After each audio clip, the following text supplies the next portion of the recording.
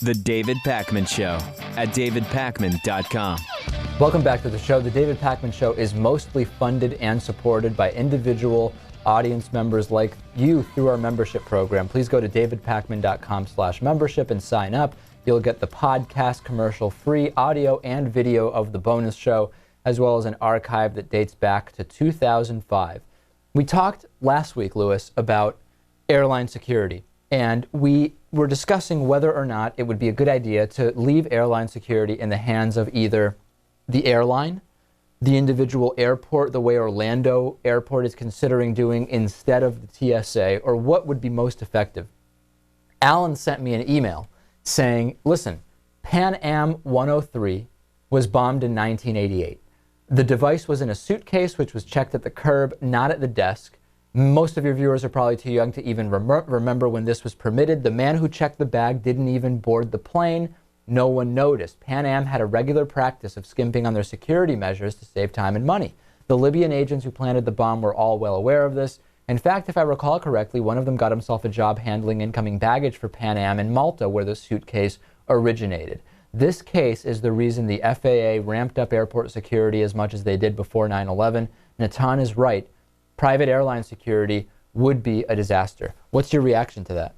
I agree. I think letting the airlines handle it is pretty much the worst case scenario. I think even airports can skimp on security, but when it's coming from the government and it's there are certain requirements that have to be met, you can't really skimp out on it. It may not be effective. Well, but they're not going to cut corners. We have to get to the end result. What is the end? What is really the measurement at the end for whether security is good or bad, whether it's working or not? How many incidents there have been, I guess. Exactly. So the question would be, if we look overall, we're not saying any method is foolproof, but look at with the TSA, given that no method is foolproof, the question is, will private airline security lead to more of these things? Yes, certainly they will come about differently. The Pan Am example is one where, because of the policy, a different way of getting a bomb onto a plane succeeded. The question is, what will the end result be? What do you think would be the most effective method in terms of what is the end result as far as in successful terrorist incidents? What would make the most sense to you?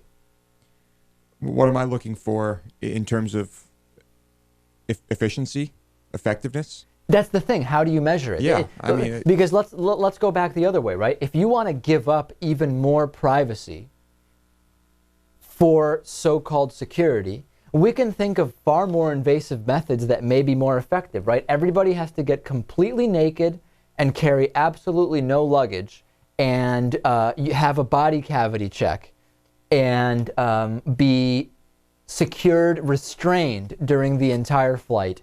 And then you're going to have, it's going to be very, very difficult, right, under those circumstances for somebody to do something. But certainly people would not agree to that. So the question, Natan, is where do you find the balance? And who do you trust, right? I mean, would you trust TSA, same type of system, same organization, everything's the same, wages are the same, it's still this level of employment, whatever it is, except they are encouraged to do more El Al-style psychological evaluations of people that are flying rather than focusing on 3.5 versus 3-ounce packages? I mean, Natan, what do you think would be most effective in terms of results that people would accept? Well, I think, what we do in the U.S. isn't that invasive. There could be some modifications made, but if we add good psychological profiling at airports, I think that would increase the chances of catching suspicious people like they do in Israel, like we've talked about.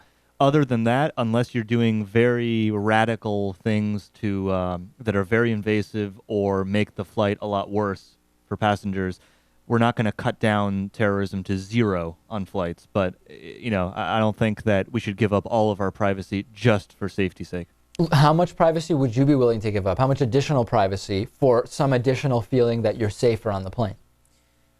There are very few techniques that would bother me. Really? I'll say that. Yeah. You would be up for anything. Going through, having to get completely naked and have a body cavity search and being strapped down on the plane. I mean, now we're just talking in absurdities. I'm talking pat downs and mandatory pat downs and things like that. I mean, I'm not going to get into absurd things like what you're talking about. Okay, let's take it another step.